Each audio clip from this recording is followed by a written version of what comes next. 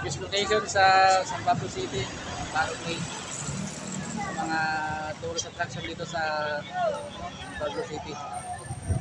City of Seven Lakes guys, sa San Pablo City. Sa mga the oldest city sa Pilipinas itong San Pablo City. The best itong San Pablo City guys. Itong ang Palok Lake.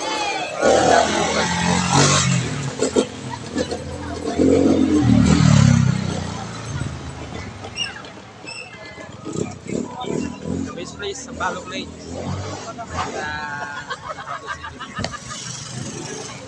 Guys, yan guys yung pinaka-location. Palok Lake. Sa San Pablo City.